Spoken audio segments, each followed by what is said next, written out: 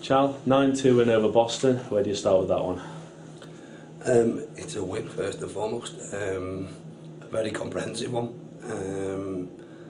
and a pleasing one because, like I say, we have the capability of doing that, and like I say, as a performance, from minute when we asked them to go out really, especially with the forecast the way it was.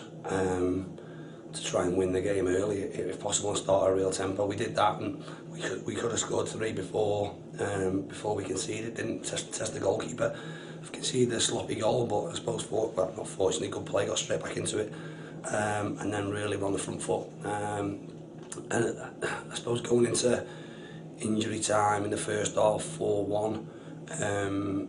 They were potentially still in it, like I say, because the 7 was a real threat, and but to score the 2 obviously in injury time in the first half really put the game to bed. Then it's about us answering questions of ourselves, really, about our attitude, about our ruthlessness, about us doing it right and making good decisions.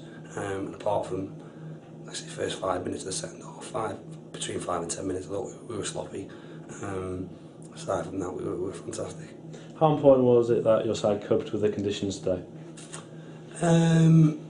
I thought the conditions weren't that bad, to be honest. It was it was different in the fact that it obviously hailed for about 15 minutes, but then looked like there was snow all over the pitch. But I think the first 15 minutes was fine. I suppose the biggest concern would be the pitch becoming unplayable. If that hail would have been rain, then we could have been in with a problem. But with it being hail, again, it's turned slushy now a little bit and made the pitch wet. But like I said, we knew that there was a good chance that was going to come, whether it was hail, rain, whatever it was going to be. There's a good chance the conditions at some point in the game were going to be horrendous, with the way it's been travelling up and things over the past week. So, like I say, it was important that we started the game well, and we're on the front foot, so that if the conditions became slightly unplayable towards the end of the game, we were in a position to not take chances, not try and have to play through the middle and could play a little bit longer. Did I expect us to come in 6-1 up? No. But like I say, to do that is credit to the players. They've took on board what we've asked and put in a fantastic performance. And like I said, made a team who are struggling a little bit. Let's be fair, but the game last week, they were 3-0 down against Brackley after 20 minutes and should have got something from the game, really. Second half, got back to 3-2 and missed the penalty.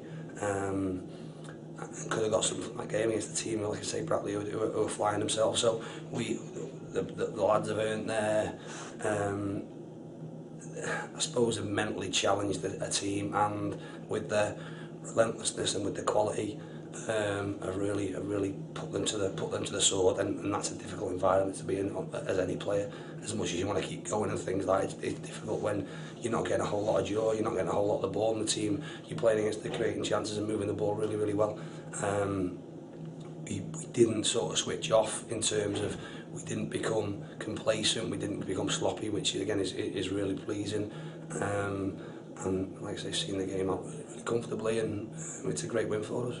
A variety of goal scorers for your team today. Obviously, Rowan Hardy scored, but Daniels, Bond and Langley all getting their first goals at Mill Farm as well. Yeah, like I say, we know we've got goals in us from a variety of different positions.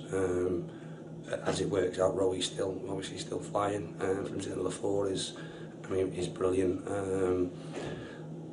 But others need to chip in, and we will. We know we've got, like I say, we've got plenty of goals in us. It's difficult after the game to sort of remember what goals have been and how things have happened and whatever else. Not how James has probably got 4 assists, or you remember little things. But I suppose the most pleasing thing is that we exploited them in wide areas, with them going with a 3, which again was credit to our boys, different system than what Boston played last Saturday against Brackley. So we exploited that. And even with Rowy's goals, I think the majority of them were inside the 6-yard box and the tap-in. So for him to get them as well as his goals from distance is great. Like I said, the good thing is we kept going, and we had lots and lots of more opportunities. could have scored more, but listen, I'm not going to complain about only scoring 9. Like I say, I'm disappointed with the goals we conceded because they're poor goals from our perspective again, and we need to get that out of us. But like I say, there are signs that not just in the game, things through the week in training. You sense things, you see things that are happening. We're getting there. We're by no means the finished article, but we're getting there, and wins like that can only fill you with confidence. You've almost answered my next question there. Obviously, scoring 9 is a fantastic achievement, but to have the 2 against your name, is there still a bit of a frustration there at the end of the game? Of course there is, because listen, we are expansive in the way we play and want to get bodies forward, but the goals are poor goals. Without seeing them again, it's difficult to comment straight away, but they're just straight balls down the middle. We have to defend better. Josh, the first one, fighting with the number 10, Willow's in a poor covering position, tries to play offside again. You can tell there's a problem when they've got a player running through the middle and our centre half looking at the linesman, praying for him to put it up. Again, can't happen. And then the second one, Josh needs to head the ball. He's a really good footballer, but for him to progress and get better, he needs to know when to defend. And there's nothing wrong with clearing your lines and being an old school centre half. And for me, that's the only thing that's stopping him progressing and teams showing interest from higher with him, because he is, like I say, in terms of your modern day centre half's got everything and has the ability to play higher, but sometimes he's got to defend and not be scared to kick the ball in the stand and not be scared to head it as far as it can go. And once he does that, again, he's got a real chance. But even as a partnership, they're a work in progress. The back four, again, is a work in progress. Look, McCauley was excellent today. A difficult debut for him last weekend with playing against Darlington. But again, looked really comfortable today. He's trained really well all week, and has an understanding of what we want from him. And just finally, Gloucester next up in the FA Trophy away. What are your thoughts on that? Well, again, we're going to have to obviously change personnel-wise. McCauley's cut tied, so he can't play. So we'll have to look at that situation in terms of who goes and plays at right back for us. I don't know. We'll have a think. It's a competition that is it massively high on our agenda? No, it's not.